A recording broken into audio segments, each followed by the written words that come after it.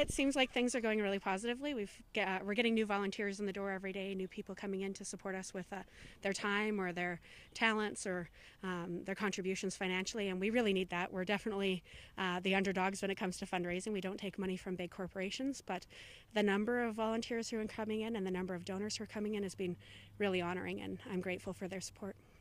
And you were saying earlier that you've been door knocking since February. Yeah, I won the nomination February 13th, and February 15th we hit the doors, and we've been going daily since then. So it's been really positive. We've hit every door at least once, and now we're back for a second time. And when you have that opportunity, I think, to build on the relationship and the conversation you had the first time, or to catch people who weren't home the first time, it definitely is helping us build momentum in the campaign. So you meet up with someone who isn't sure, who's undecided. So what do you say to them? I ask them if they're happy with the direction the current government's taking. And if they are, then they're usually not undecided. They're voting PC. And if they're not, I make sure that they understand what our platform is, our values are, and my track record. And if they want to defeat the Conservatives in this riding, it's a two-horse race.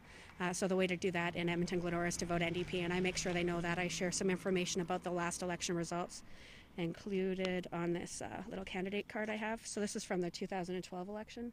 So you can see that the NDP came a strong second last time, and we're definitely going full out. So I try to give them as much information as they find useful to help them make the decision.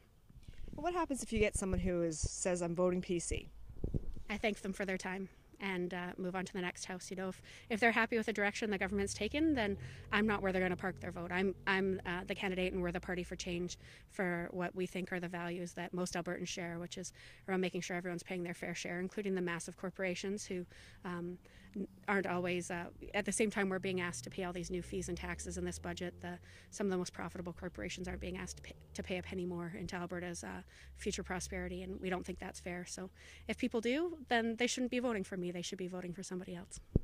Now, how are you finding people are undecided? Are you finding people are kind of looking for alternatives? What's your overall sense of the doors? The closer it gets to Election Day, the more people have had an opportunity to think about it. Definitely, as soon as the writ was dropped, people seem to be closer to having made up their mind than they were even a few weeks earlier. But yeah, they're definitely, I think, seeing a lot of hope and opportunity in Rachel Notley, her leadership, and in our local campaigns. I think they're seeing what we're calling Orange Sunday in action, where we're getting volunteers throughout the neighborhood.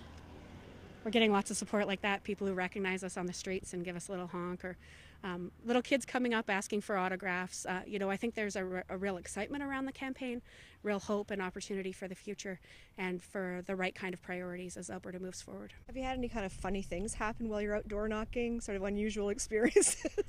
I've had a few of those. I've had one really lovely one was back in March. It would have been in the middle of a snowstorm, and a mom was at home baking cookies with her children. They were on a PD day from school, and she invited us in, and she said she hasn't had a chance to thank me for helping keep her school open.